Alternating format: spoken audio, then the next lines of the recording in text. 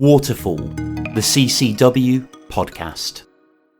Hello and welcome to Waterfall. It's the water saving podcast brought to you by CCW, that's the Consumer Council for Water. Waterfall is the podcast to help you save water, save money, help the environment and combat climate change. Now this is a very exciting episode because we are giving you our highlights from season 1. So I'm here with the gang. Karen's here. Hi Karen. Hello, Mike. Are you looking forward to this highlights? Yes, it's going to be a bit like a trip down memory lane. I don't know if I can remember the summer. Tom's here. Hi, Tom. Producer Tom. Hey, everyone. Hey, guys. Tom is ready for action. I can tell he's got that glint in his eye. So this is the highlights from season 1. There's the highlights picked by Karen, Tom and myself. I had to bring in Tom and Karen because I would have just picked lots of clips just featuring me and me only. That's just the way it goes. Don't forget you can get in touch. Tell us your favourite bits.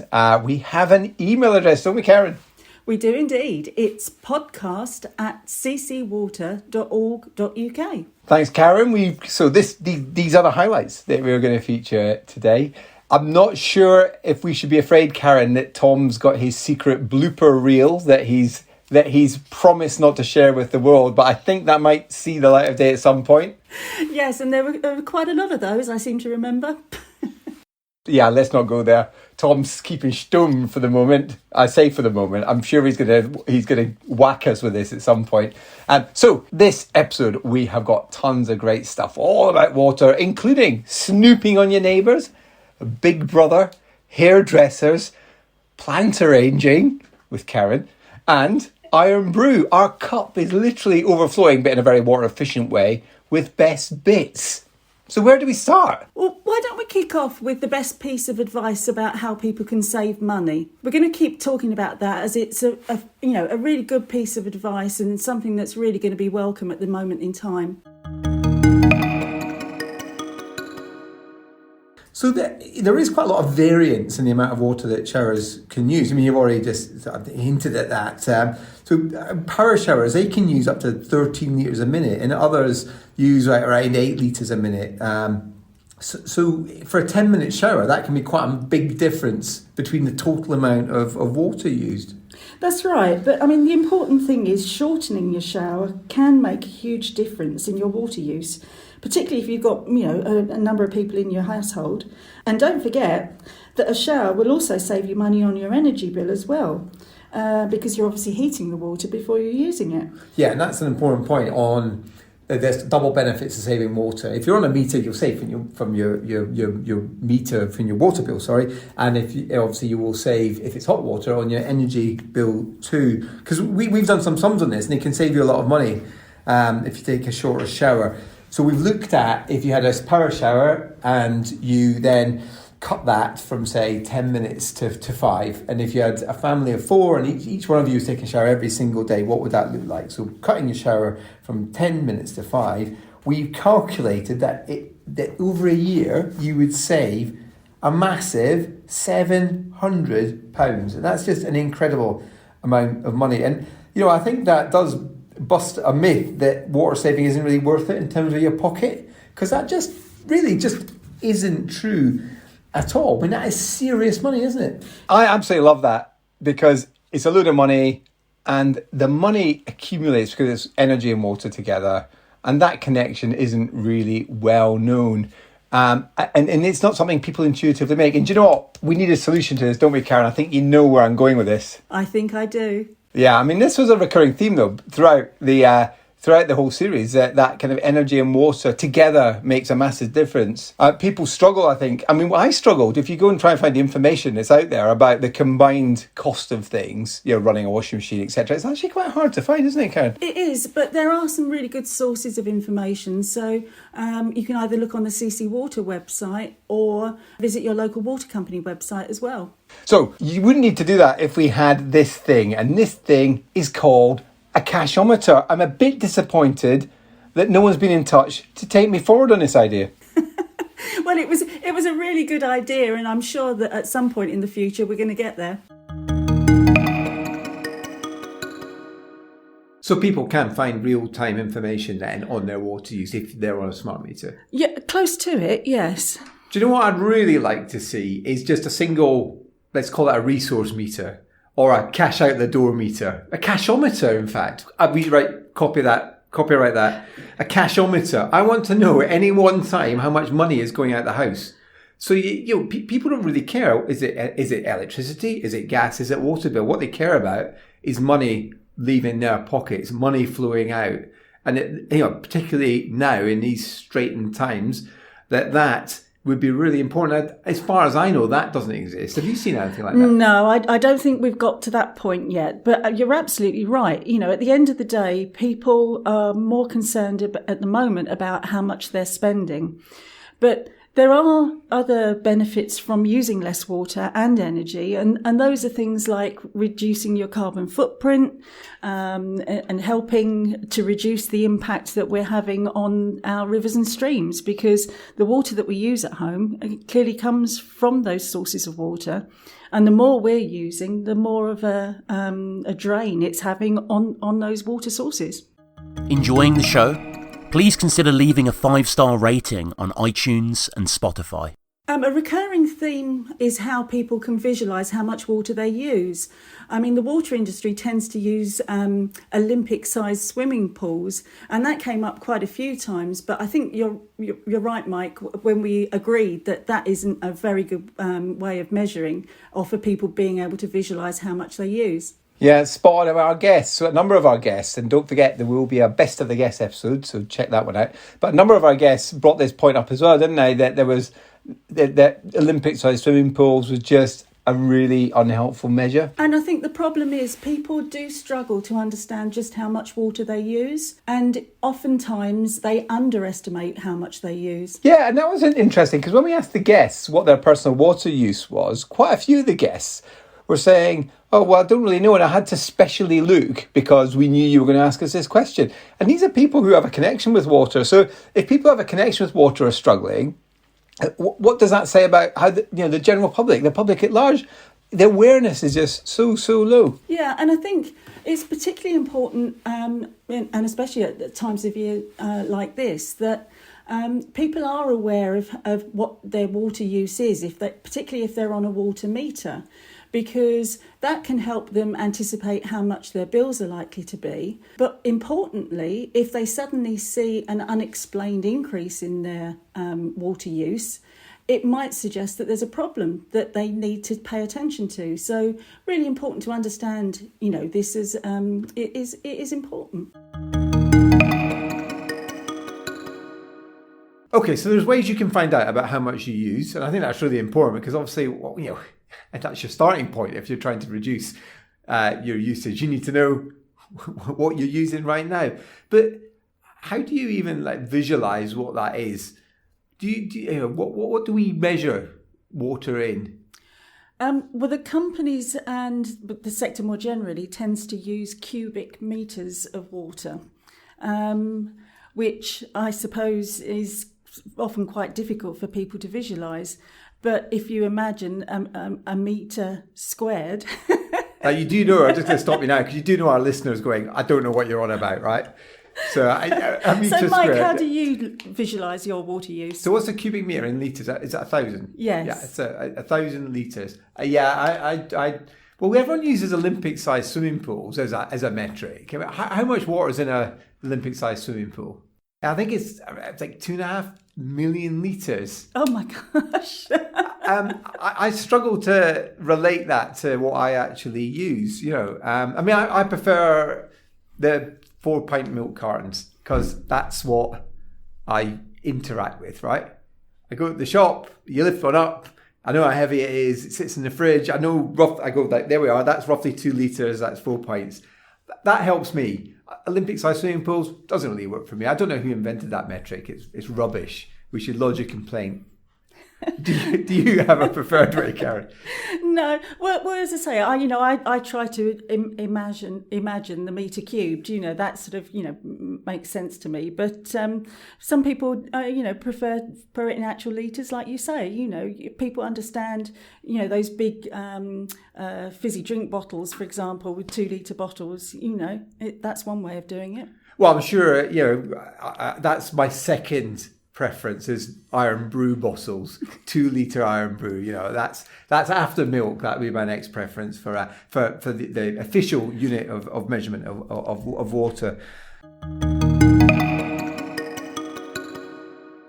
So there were plenty of recurring themes on the podcast. There were also recurring themes that just came out in the press more widely, and of course there was a lot of it related to the drought, which has happened this year, and it's still ongoing in some parts of the country. And a recurring theme that came up again and again and again in the press is that we're all being tasked to snoop on our neighbours and grass them up if they've been using their hosepipe bans. But clearly that's not the case, is it? No, absolutely. And we did an episode where we actually spent a lot of time going through the myths around droughts and temporary use restrictions. So, a great myth-busting episode. So let's go on to myth 3. People are being asked to snoop on their neighbours. That's just not true. When there is a hosepipe ban, it's obviously put in place to help to save water. And we really want everybody to recognise the importance of us all playing our part and doing the right thing. If your neighbour hasn't been following the rules, it might be worth having a conversation with them, because there's always the danger that they could be approached about a possible fine. But not everybody gets to hear about these things if they don't listen to local radio or, have received communications from their company. So it might just be worth having that conversation. So it's good having a conversation about the current situation, but that's very, very different than actually snooping on your neighbour and reporting them to the authorities. Indeed, and I think it's going to be really important that people recognise that we're all in this together. It's about us all doing a few small adjustments to the way we use water to try to conserve it for as long as possible. Now, we're not trying to be killjoys here, so if you do enjoy snooping on your neighbours, you can continue doing that, but just don't do it on the topic of hosepipe bans.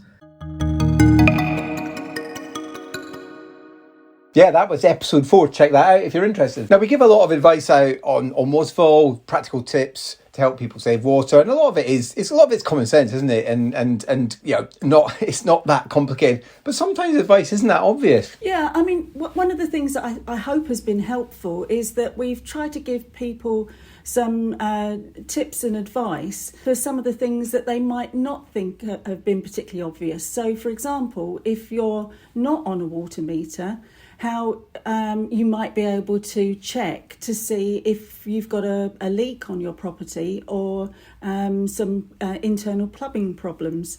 I think the next clip is just an example of some helpful advice that hopefully will help unmetered customers track down leaks. So far we've been talking about leaks in the context of people having meters, and then they can see it and identify it because a meter's whirring around. What if you're not on a meter? Well, that's a bit more difficult, particularly if it's on the external pipe that we were talking about earlier. Often you may see some water appear on the surface, so whether that's if you've got hard standing or you've got a front garden. But you can sometimes see sort of water accumulating on the surface. It might just be that you've got a particularly green patch of grass in your front garden. The other thing that might be a giveaway is if you've noticed that there's been a drop in the water pressure in your house when you sort of turn the tap on or use other water appliances. So if you think that there might be a problem, again, same advice, get in contact with your company, see what help they're prepared to provide, and certainly do that before you contact a plumber. That was great advice there on how to spot leaks. Karen, you do like dishing out the advice. I mean, it's been quite... I've not called you a guru in ages. I was considering that as your Christmas gift, a T-shirt that just said the guru on it. So that's I'll have that in mind. When's your birthday? Let's work that out. But you do love dishing out advice, and you also love gardening. And I don't know what we were thinking, but I don't know why Tom, the producer, the ultimate controller of the podcast, why he agreed to give you a whole episode on gardening. I think bribes were involved. I wasn't thinking clearly, Mike. Okay. But what I really liked about this episode is that you were in your element. You were just bursting out with advice and tips for people. But the thing I loved about this episode was where you just completely strayed into quite random advice. It was way beyond water use and more about how to just conserve your own personal energy. I love this clip. Yeah, it's like anything. Once you get into a little bit of a routine with it, it just becomes second nature.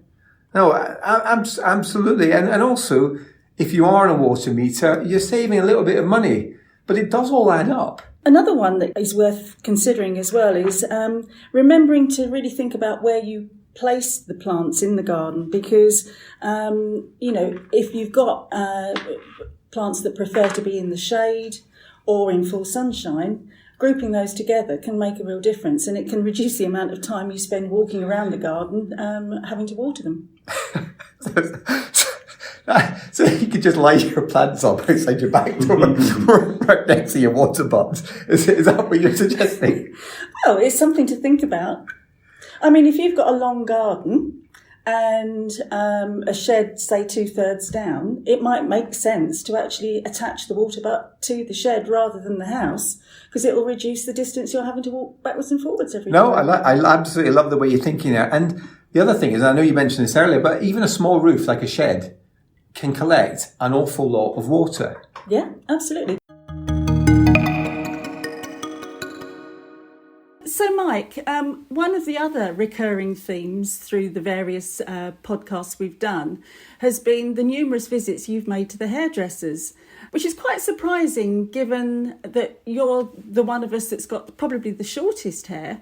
So maybe we should listen to one of those hairdressing adventures. Great point. It all comes from the same place. Now, I know a lot of people as well really want to make better choices about where they buy things from. So water use, I'm guessing, is part of that as well. Yeah, I mean, I think so. I mean, I think, increasingly people do care about the people that provide services to them or products to them, and that company's attitude to water conservation, but, the environment more generally is bound to make them more attractive than potentially somebody that isn't showing that degree of care. Yeah, I mean, I find that getting really wound up when I see businesses wasting water. There was a certain coffee outlet in the main station in Birmingham, where we are, Birmingham New Street, Bar Box, let's not name them, but it sounds a bit like that. And they just had a tap running non-stop while I was queuing up, and I could feel myself getting wound up by that. I was like properly wound up. But also, I went and got my hair cut. Another haircut story. Went and got my hair cut just before lockdown, right? So 2020, February 2020, I'm sitting in a chair and this barber had 2 taps dribbling, and it wasn't just dripping, it was kind of dripping that had gone into it was running, but a very small amount. Anyway, I said to them, you don't get your taps fixed.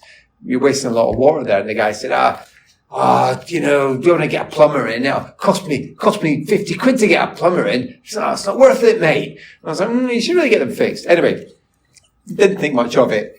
Lockdown happened. My kids were cutting my hair during lockdown. I mean, we should do a whole podcast on that, because that was quite funny in itself. Anyway, after lockdown ended, a year later, I went back and got my hair cut, and the taps were still running, right?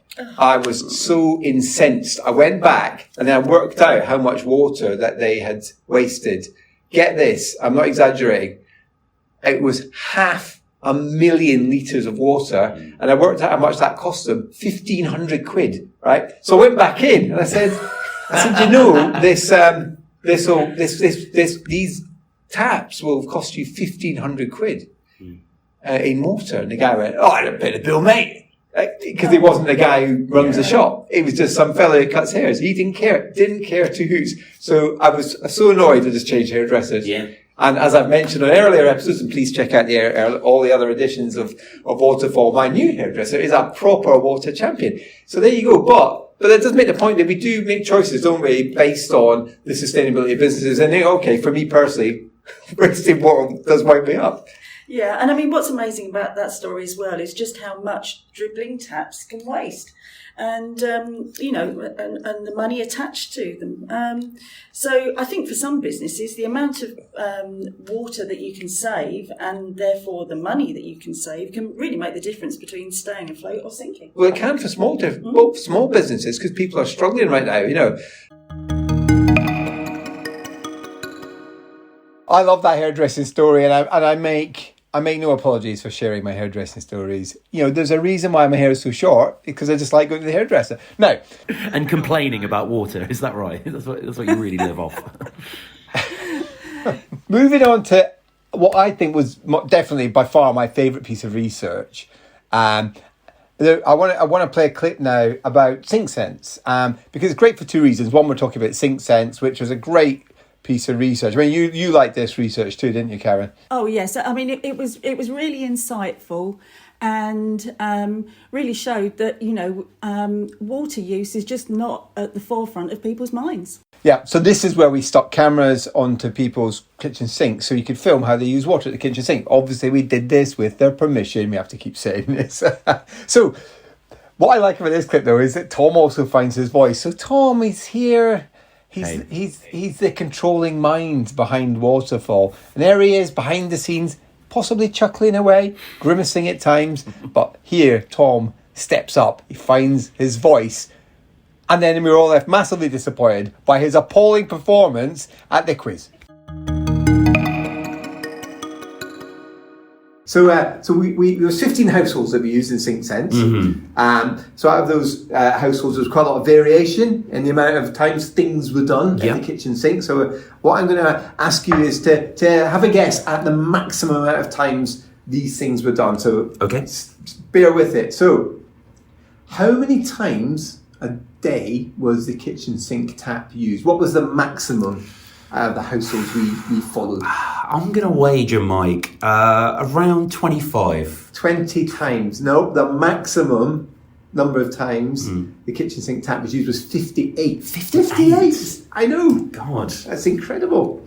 What was the maximum number of times a household did the washing up? So out of the 15 households. Yeah, I'm thinking about times of the day, meals, etc. I'm going to say 10. 10 maybe. 28. 20. Wow. 28. It's like a banquet hall or something. Yeah, or just someone who's very, very overweight. I'm not sure.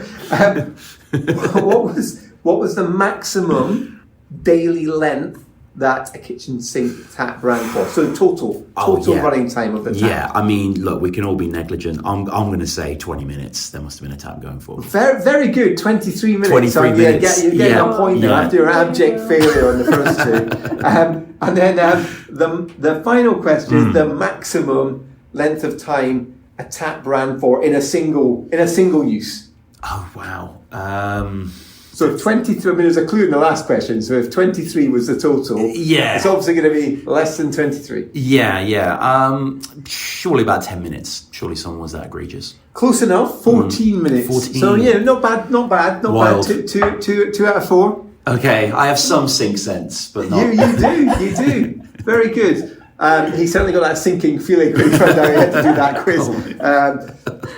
So Sinksense, what a good piece of research though, and told us tons of stuff, and it is well worth checking out.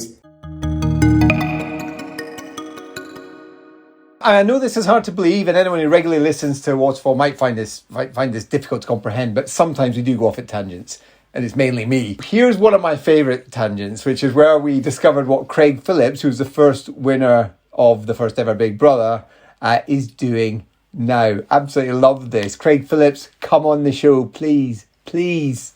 Enjoying the show? Please consider leaving a 5-star rating on iTunes and Spotify. I saw a really good video that United Utilities had done online, and this explained all about how toilets worked and explained the difference between the different makes of toilets and the old toilets, new toilets, and all that kind of malarkey. And I really enjoyed it. But what I enjoyed the most about it was that it featured Craig Phillips. Now, Karen, do you know who Craig Phillips is?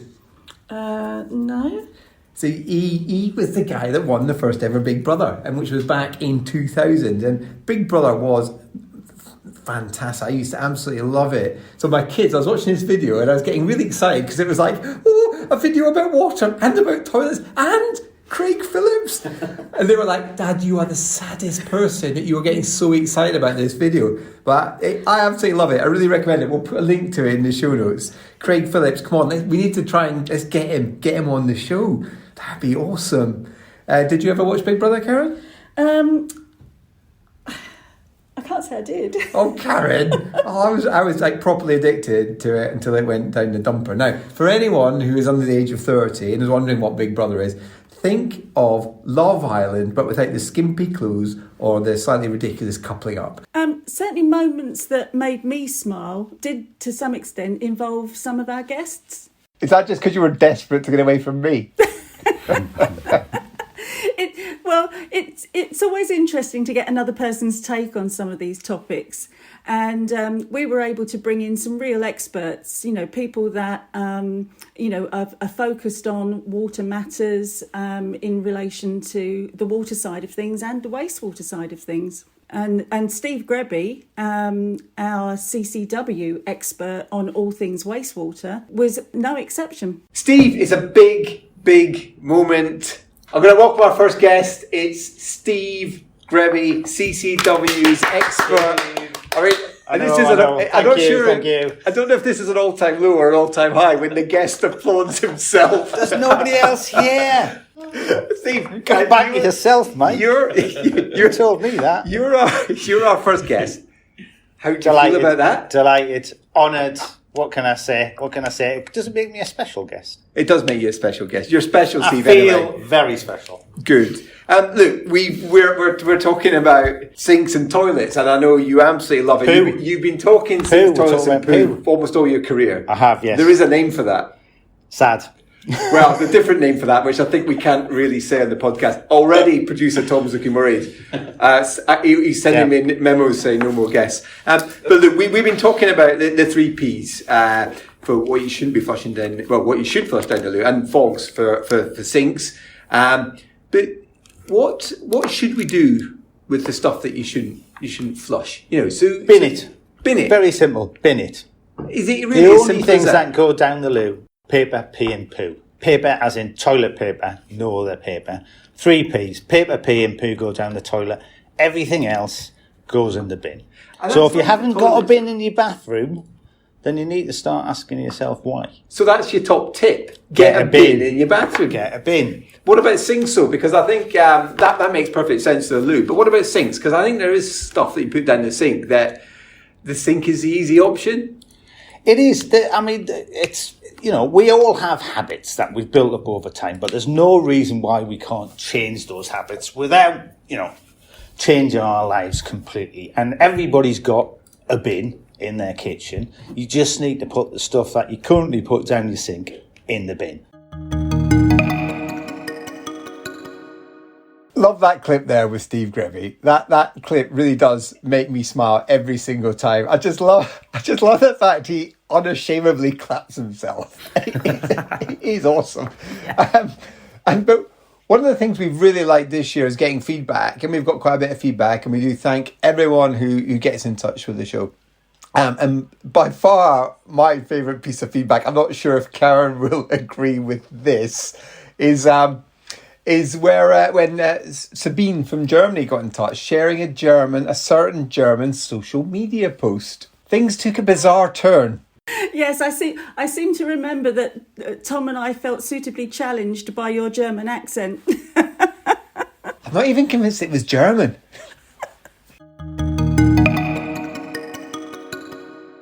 Now, you do know that I love getting feedback on the show, and we have had feedback, international feedback, if you will. So we heard from Sabine, who got in touch. She is from Germany. Hello, Sabine, and thank you for listening. See how surprised I am that we've actually got a listener in Germany. Anyway, Sabine flagged something that had been sent around on social media from a German radio station. And a bit of important context is that most of Germany is in drought. So the vast majority of the country is in drought, and it's quite a serious drought.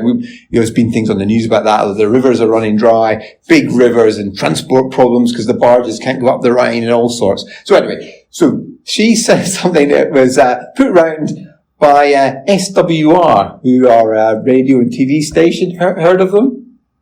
Not big on our German radio stations and TV? No, very good. Old Tom's getting in there with the German already. Anyway, so she sent something through, which is great, by the way, and it's from social media. So I'm going to read it out. I'm going to read it out in German. So I'm going to apologize in advance to everyone, basically everyone, for this. I do have O-grade German, so Tom, you're under the age of 40. That's like GCSE, or if you're listening in Scotland, that's like Nat 5s.